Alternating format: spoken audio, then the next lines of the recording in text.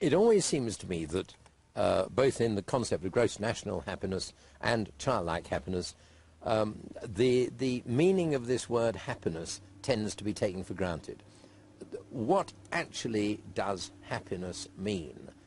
What does happiness mean to a child? What does happiness mean to an adult?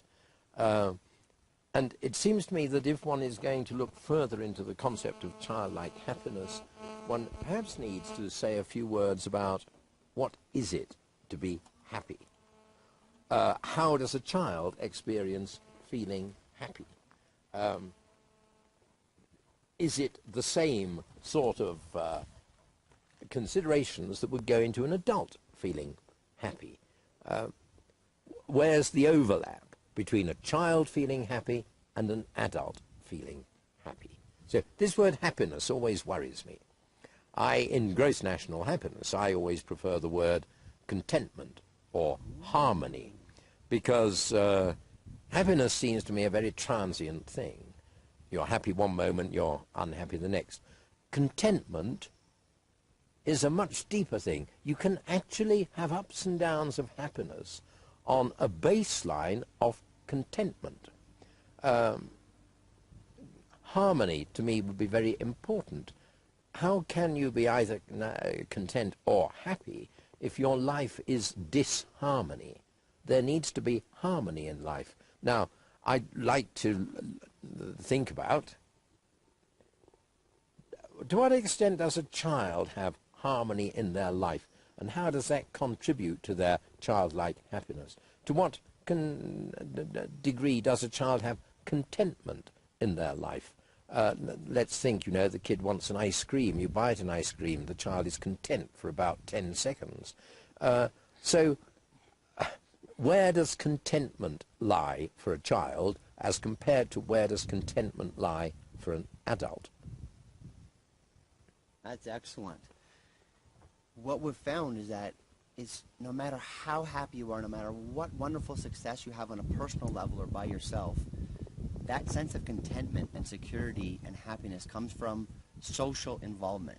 Even if it's just one other person, preferably your bigger family and community. So that sense of contentment comes from a multitude of things. And again, hard to list the indicators of those, but it's a feeling that you have. It tends to be the case, I suppose, that many instances of happiness, contentment, harmony involve other people. But it's not necessary, is it? I mean, a hermit can live a harmonious life, harmonious with nature, harmonious with his own thoughts. You don't need other people around to be content, nor to live in harmony. But I suppose for children, other people would be rather important. And perhaps this is the difference between childlike happiness and, what should we say, adult happiness. It is true, isn't it, that the majority of people find their moments of happiness in a social context. And even in the saddest countries in the world, people will sometimes be happy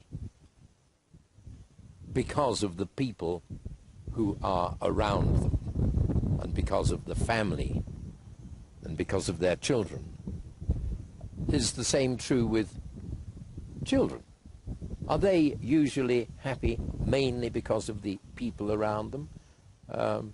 Usually a child is happier playing with other children or playing with other adults rather than just being by themselves. So perhaps there is this commonality between adult happiness and childlike happiness, which involves the need for a social context. Excellent transition. One thing we see when we see children, they're like, yes, or good, or they'll come up and they'll tell you something. An adult can live their regular life and still have those moments.